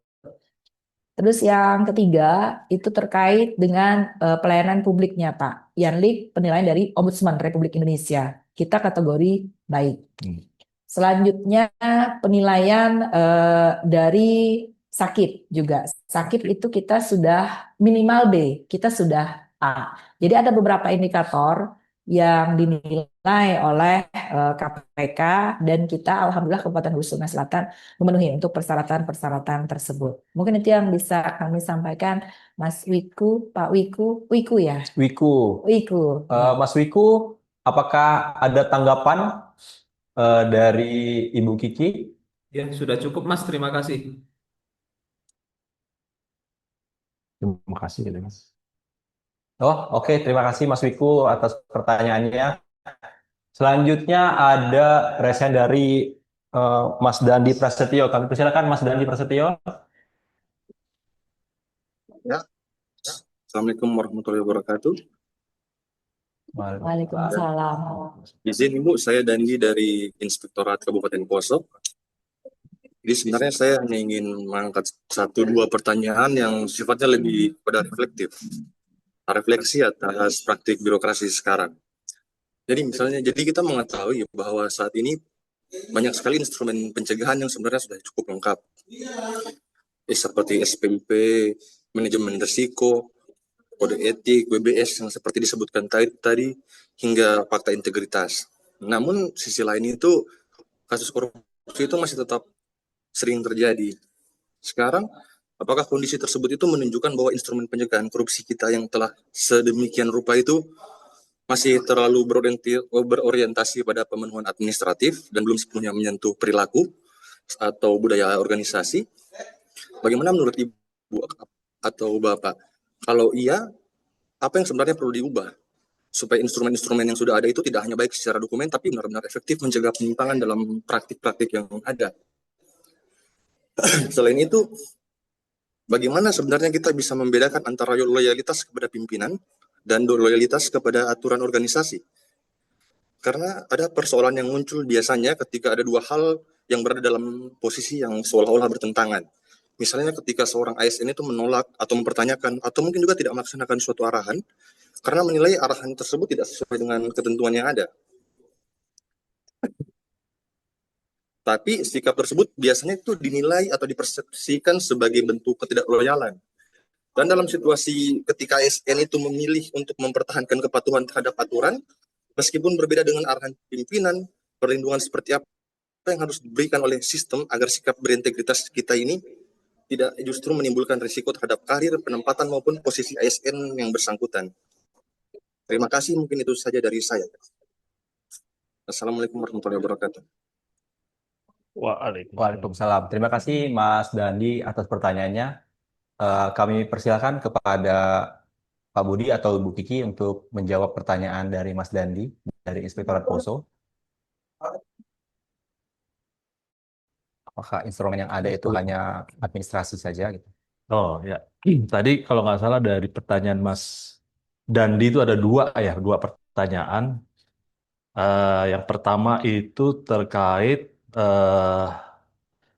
seperti hubungannya gimana? Ada hubungan ini tidak gitu ya? Bahwa semua proses misalnya sudah EPK, kemudian EP skornya sudah baik, tapi ternyata masih terjadi gitu ya, masih terjadi korupsi. Tadi Bu Kiki bahkan sudah memberikan contoh ada dua daerah gitu yang skor penilaiannya dari instrumen penilaian korupsinya sudah baik, tapi masih masih terjadi gitu ya, terjadi korupsinya. Jadi memang itu tadi Pak, artinya bahwa pencegahan korupsi itu belum menjadi budaya gitu, hanya pemenuhan formalitas saja, formalitas. Jadi eh, apakah dokumennya terkait dengan kebijakan misalnya, oh ada mekanismenya, oh ada semua instrumen-instrumen semua kalau dari IEPK mungkin ada 3 pilar gitu ya, semua instrumen itu ada gitu, tapi tetap saja masih terjadi, berarti ada yang salah gitu. Nah, eh, BPKP itu ada perubahan sedikit anunya Pak. Jadi untuk ke depan terutama untuk IEPK ini kita akan melakukan survei gitu ya. Survei tujuannya apa? Untuk memastikan bahwa di level pelaksana itu sudah memang sudah kuat gitu. Tidak hanya di level kebijakan atau hanya sampai kepada level pimpinan saja. Tapi kita akan memastikan bahwa sampai kepada level bawah, hal-hal yang terungkap di atas di dalam skor-skor tersebut itu memang apa namanya, memang sesuai dengan realitas, sesuai dengan fakta gitu. Nah itu barangkali apa itu metode lah gitu ya, metode untuk memastikan gitu tadi, supaya nanti dalam apa nama instrumen skor-skor yang ada di dalam instrumen itu tidak menjadi bias. Kemudian yang kedua tadi terkait dengan lupa saya. Aturan pimpinan dengan organisasi. Oh, aturan apa, Mas? Izin Mas, agak Mas Dandi, tadi yang kedua apa Mas? Yang loyalitas itu ya. Loyalitas kepada oh loyalitas ya siap siap. Loyalitas kepada atasan Mas ya, itu diadukan dengan apa Ketentuan. ketentuan gitu ya. Iya, Pak. Iya, Pak. Nah ini memang menarik nih Mas nih, bahwa apa namanya kadang-kadang perintah dari atasan itu seringnya gitu kan ya melanggar, bukan sering ya, sering kali ya, beberapa kejadian itu justru atasan itu atau pimpinan itu memerintahkan kepada bawahan justru untuk melanggar ketentuan. Nah, padahal ketentuannya itu sendiri itu apa namanya bisa berefek kepada bawahannya gitu ya. Misalnya efeknya nanti kepada permasalahan hukum lah kira-kira seperti itu. Nah, bagaimana bawahannya itu mengambil sikap kira-kira begitu ya. Nah, tadi sudah disampaikan bahwa bawahan dalam mengambil sikap itu tentunya harus berdasarkan ketentuan. Ketentuan-ketentuan yang sudah dibuat itu tentunya akan lebih memudahkan apa namanya karyawan atau bawahan itu untuk menolak perintah atasan jika dia harus melanggar ketentuan gitu. Nah, dengan adanya ketentuan atau kebijakan itu bawahan itu mempunyai dasar gitu kira-kira atau iya dasar untuk menolak perintah atasan. Tapi resikonya gitu ya, resikonya tadi seperti Pak Doni sampaikan, kalau dia menolak dia akan dipindah, dia menolak dia akan dipindah gitu kan, Kalau menolak enggak, perintah kalau atasan. enggak pasti Oh berarti ini dasar tidak itu bisa ya. memfasilitasi kan kira-kira begitu. Nah ini kembali nih Pak Dondi, eh, eh, apa namanya kita sebagai birokrat gitu ya. Tadi di apa Mas Eji pancing apa sih yang satu kata yang bisa kita lakukan terhadap main bersih di kalangan birokrat? Saya sampaikan bisa atau mampu. Bisa dan mampu kita tuh kalau kita kalangan birokrat ini tadi bersatu gitu lah, bersatu untuk artinya punya tekad yang sama untuk menolak setiap perintah atau ya ajakan dari atasan barangkali ya. Kadang atasan kita eh, atasan yang tertinggi barangkali lah ya, atasan yang tertinggi barangkali datangnya bisa dari kalangan bisnis atau politis itu kan tentunya tidak tidak paham terkait dengan ketentuan. Manakala kita sampaikan ketentuannya, misalnya seperti itu, sudah dikasih paham, tapi dia tidak tetap apa, memerintahkan untuk melanggar, berarti dia memang dasarnya nggak benar gitu. Nah, eh, kalau tadi saya bilang birokrat itu seluruh birokrat di satu Pemda itu bersatu punya tekad yang sama untuk dalam pemberantasan korupsi, itu saya kira nanti juga yang memerintahkan itu akan apa namanya akan eh, paham gitu bahwa tidak akan jalan perintah yang dia akan laksanakan. Jadi bisa saya ibaratnya seperti gini, pimpinan itu adalah eh, drivernya gitu. Sementara kita, kalangan birokrat ini adalah kendaraannya. Kendaraan itu sistem. Ada sistem pengereman, sistem gas, dan seluruh sistem lah. Manakala misalnya apa namanya pimpinan atau si driver itu eh, ingin membawa gitu ya atau membawa kendaraan itu ke arah yang salah, itu seluruh sistem itu akan bergerak untuk mau di utak-atik misalnya misalnya tadi seperti memindahkan orang yang satu ke yang lain, orang yang lain pun yang begitu yang dipindahkan di posisi yang apa yang diisi oleh orang baru itu juga akan suaranya sama menolak begitu. Jadi begitu semua itu menjadi budaya, seluruh sistem bekerja, seluruh ASN di bawahnya itu dipindahkan ke posisi yang semuanya akan sama suara menolak. Nah, kalau sudah seperti itu, insya Allah birokrat bisa untuk melakukan pencegah korupsi. Saya kira itu, Mas Dandi. Apakah dari Ibu Kiki ada tambahan dari pertanyaan Pak Dandi tadi? Pak Dandi. Ya, mungkin kalau pertanyaan satu tadi sudah dibahas secara panjang lebar oleh Pak Budi. Kalau saya menambahkan untuk yang pertanyaan dua saja. Seandainya saya pribadi gitu ya, dihadapkan kepada satu dilema nih, antara mengikuti loyalitas dengan pimpinan atau menyesuaikan dengan ketentuan. Kalau saya mungkin agak singkat. Yang pertama, tentunya kita menyampaikan kepada pimpinan secara ini aja, apa namanya berbasis data.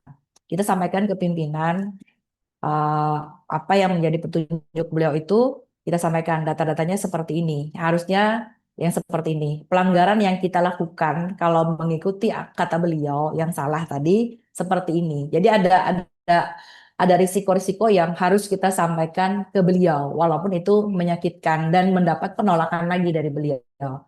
Itu harus kita sampaikan berbasis data, bukan perasaan atau asumsi dari kita pribadi. Menurut kami seperti ini, Pak. Nah, itu jangan seperti itu. Jadi harus ada datanya seperti ini, Pak. Kalau kita tetap meneruskan ini, pelanggaran yang akan kita lakukan ini dan bahayanya ini, risikonya seperti ini. Jadi itu.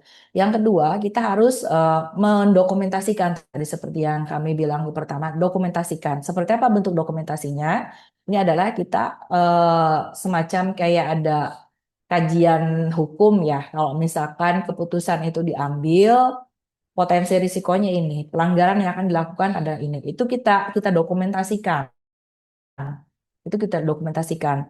Nah, selanjutnya yang kita lakukan itu adalah kita harus memberikan jalan keluar seandainya keputusan itu kita tolak atau tidak sesuai dengan kita. Jadi ada jalan keluar, ada alternatif lain selain keputusan yang disampaikan oleh pimpinan. Nah, kalaupun tiga hal ini tetap pimpinan kita bersikeras untuk ini harus tetap dijalankan. Diskresi ini harus tetap dijalankan. Otomatis kita lihat lagi risikonya nih. Kalau risiko itu menimbulkan nanti ke ranah pidana, katakan tidak untuk melakukan itu. Berani untuk melakukan itu. Karena integritas itu memerlukan keberanian untuk menghadapi hal-hal seperti ini. Tekanan salah satunya. Jadi itu mungkin menurut kami ada 4 hal yang bisa kita lakukan Pak Dandi. eh, Apabila kita dihadapkan satu dilema, apakah mengikuti loyalitas kepada pimpinan atau sesuai dengan ketentuan. Begitu, Mas Izzy. Berikut Mas Dandi, apakah ada tanggapan?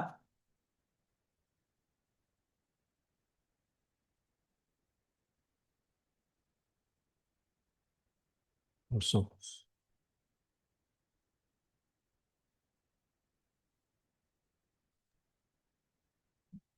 Ya, terima kasih atas jawabannya.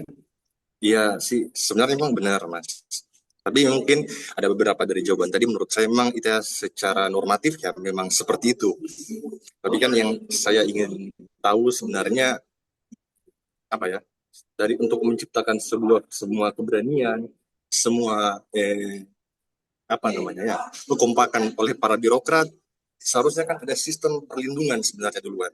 Karena menurut saya semua keberanian, semua kekompakan itu bisa terjadi jika ada satu sistem yang dapat melindungi ASN itu sendiri sebenarnya dulu.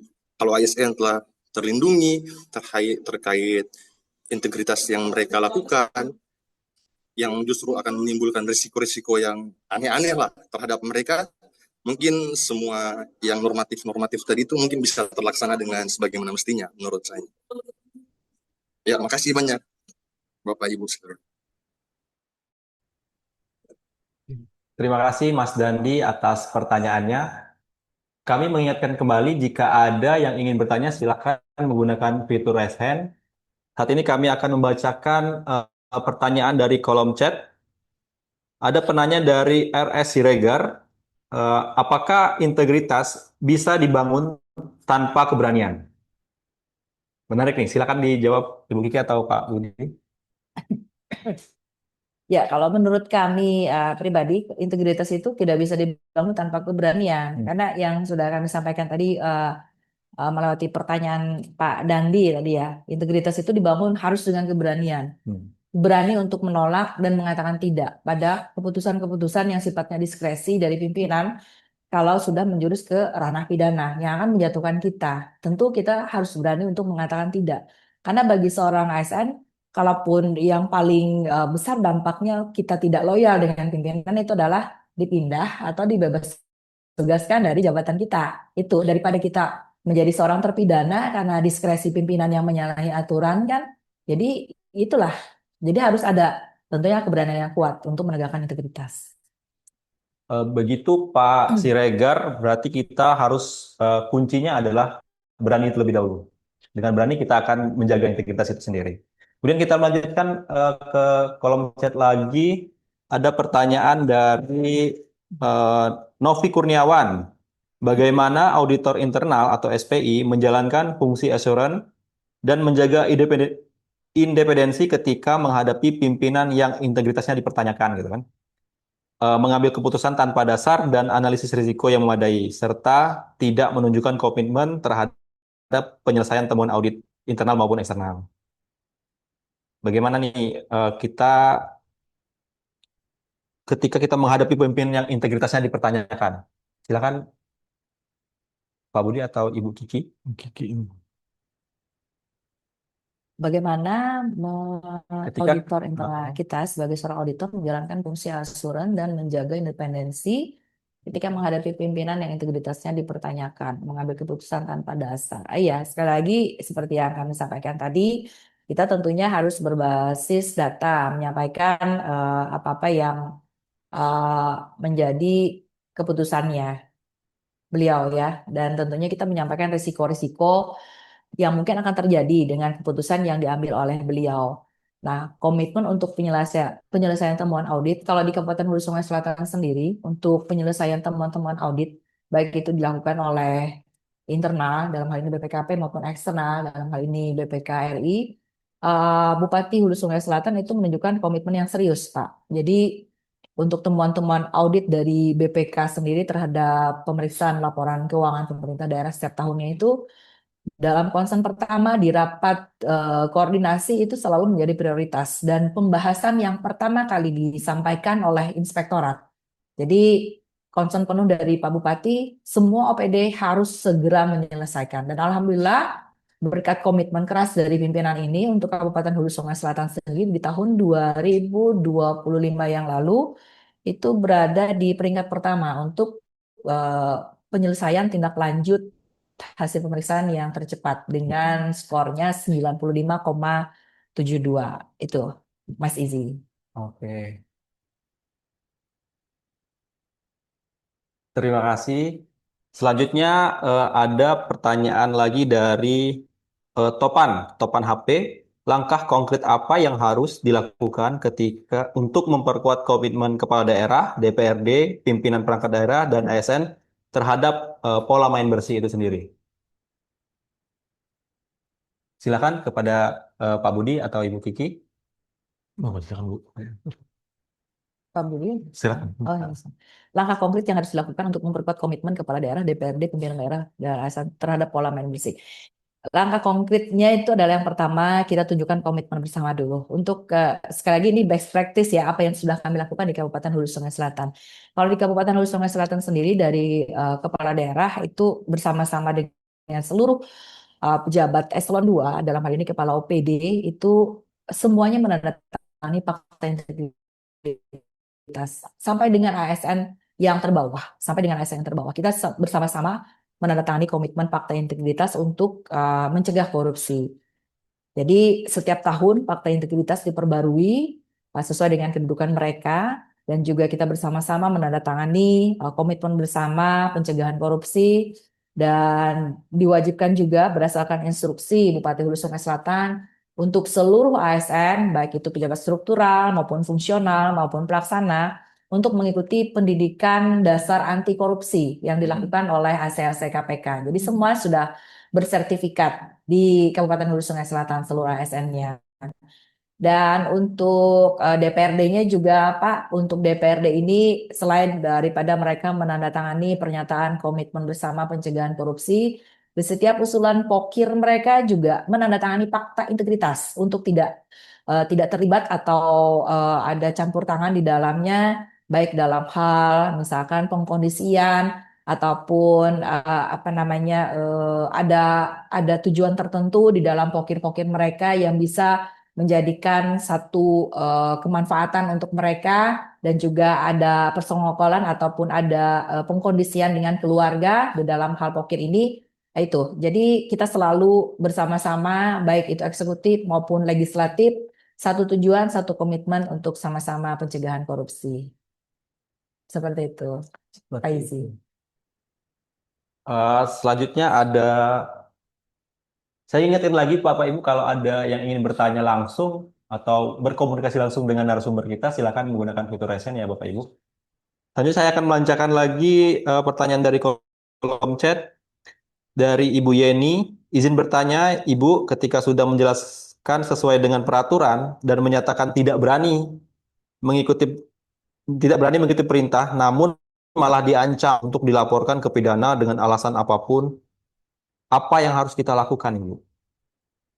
Dilaporkan ke Iya. pidana. Dilaporkan ke pidana ya. Iya. Tidak berani mengikuti malah diancam untuk dilaporkan ke pidana. Dalam hal apa dulu nih kita dilaporkan ke pidana? Apakah ada sesuatu yang lain memang kita lakukan mengandung unsur pidana atau apa? Iya. Kalaupun misalkan tidak ada apa-apa yang kita lakukan, kita berdiri tegak lurus di dalam jalur kita sesuai dengan ketentuan. Dalam hal ini kita tidak usah merasa takut, Pak, Bu, untuk kita dilaporkan ke pidana. apakah ada bukti bahwa kita sudah melakukan apa namanya tindakan-tindakan yang mengarah ke unsur pidana. Lebih baik kita dilepaskan jabatan daripada kita harus berhadapan dengan pidana atau tuntutan pidana demi memuluskan keinginan atau keputusan pimpinan yang melanggar aturan tadi. Menurut saya seperti itu, Pak Izi. Saya tambahkan sedikit. Boleh. Oh boleh. Jadi kalau mengikuti pertanyaan ini berarti ini menyimpulkan pertanyaannya berarti ya. Makanya tadi Bu Kiki agak sedikit bingung. Tapi oke lah, kalau mencarikan pertanyaan ini berarti kan kita disuruh mengikuti perintah. Perintah ini kemudian malah diancam untuk dilaporkan ke pidana. Artinya bahwa perintah kepada kita itu adalah untuk melanggar gitu kan kira-kira ya. Melanggar sehingga nanti ada ancamannya pidana. Nah, kalau ada perintah kita untuk melanggar sehingga kita potensi atau risiko bisa dilaporkan ke unsur pidana, ya tentunya perintah itu tidak akan jangan kita turuti, kita laksanakan gitu. Tapi kalau misalnya tadi perintahnya itu ancamannya mungkin bukan pidana barangkali ya. Ancamannya tadi mungkin ya misalnya seperti sanksi kepegawaian atau segala macam begitu ya.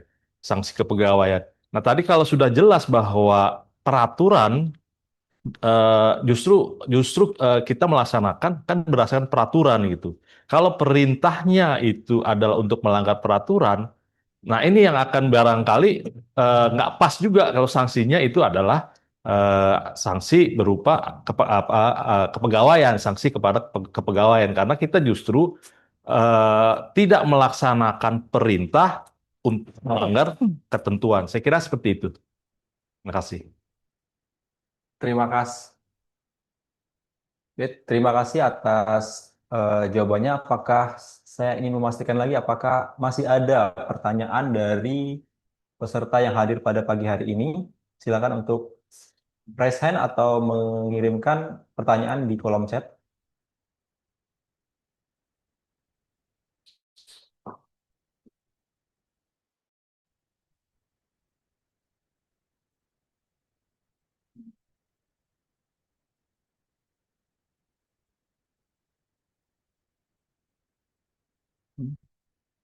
Oh iya Bapak Ibu, kami juga mengingatkan untuk jangan lupa mengisi presensi yang sudah dikirimkan di kolom chat Bapak Ibu ya. Sertifikat juga akan dikirimkan melalui email yang didaftarkan di daftar hadir.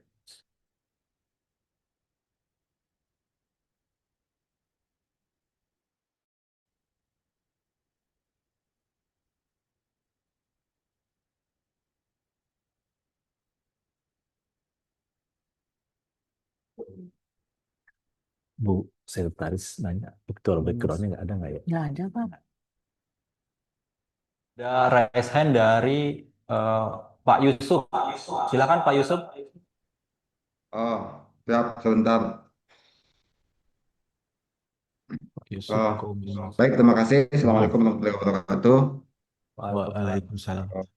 Saya hormati moderator, Ibu Kiki, Pak Budi, dan rekan-rekan semuanya. Mungkin saya lebih ke apa menyampaikan apa yang saya rasakan juga dengan acara ini.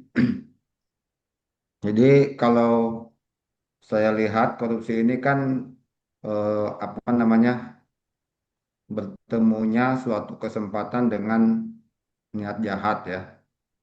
Jadi intinya kalau dua sisi ini bisa kita atasi, insya Allah ini tidak akan terjadi. Jadi mungkin ya apa awalnya itu niat jahat itu mungkin dari integritas kita yang kurang, gitu, moralitas kita yang tidak baik, atau mungkin pendidikan kita yang rohani kita yang kurang.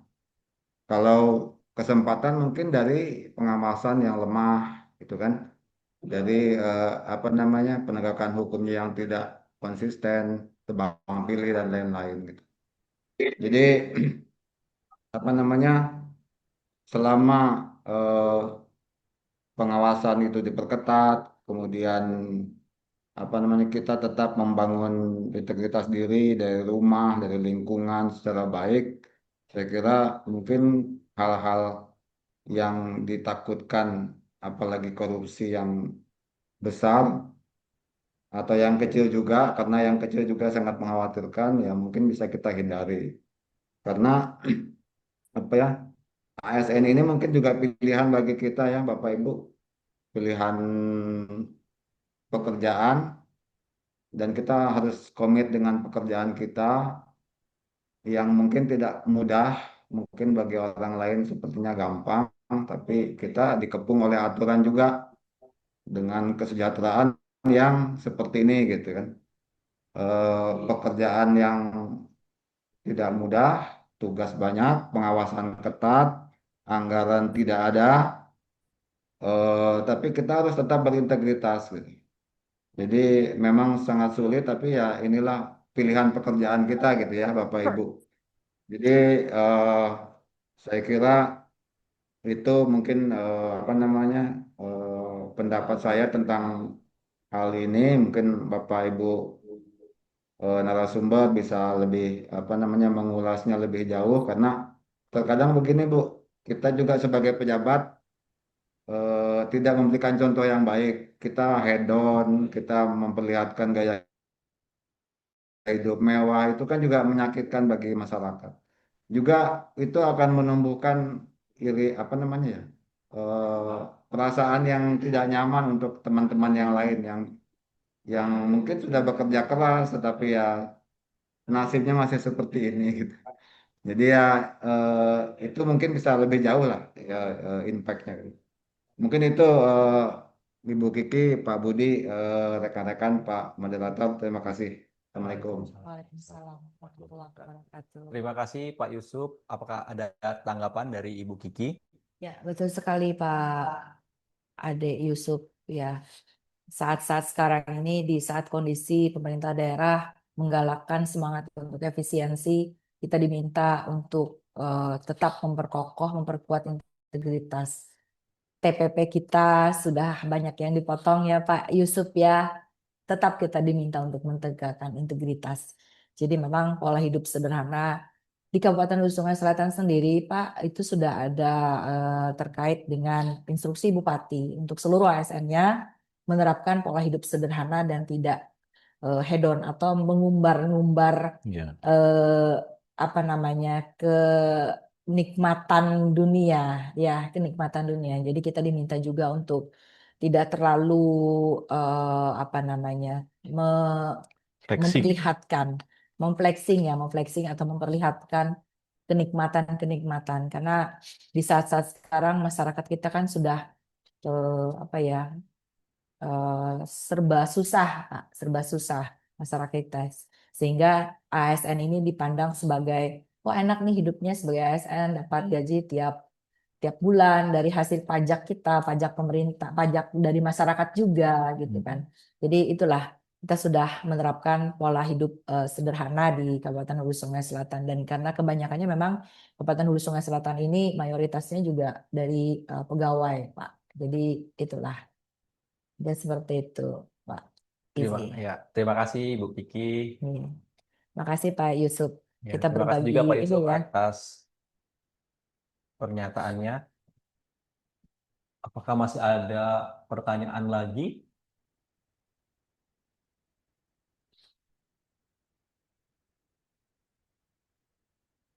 Ya. Dah.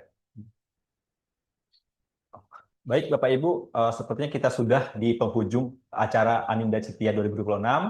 Tapi sebelum kita mengakhiri perbincangan ini, mungkin Bu Wiki atau Pak Budi bisa menyampaikan satu pesan penutup kepada peserta yang hadir pada hari ini. Mungkin ada hal yang ingin Ibu sampaikan, khususnya mengenai pentingnya menjaga integritas dan bersama-sama mewujudkan birokrasi yang main dan bersih. Kami persilakan terlebih dahulu kepada Ibu Kiki.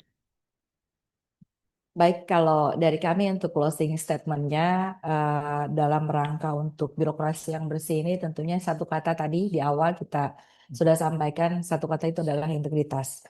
Jadi bagaimana membangun budaya integritas itu tentunya dari diri kita sendiri dulu. Dari diri kita sendiri setiap harinya dan bagaimana kita membudayakan integritas ini di lingkungan kerja kita. sehingga nanti tercipta lingkungan kerja yang berbudaya integritas. Kita sebagai seorang pimpinan harus menjadi toladan bagi karyawan-karyawan kita di lingkungan kerja kita.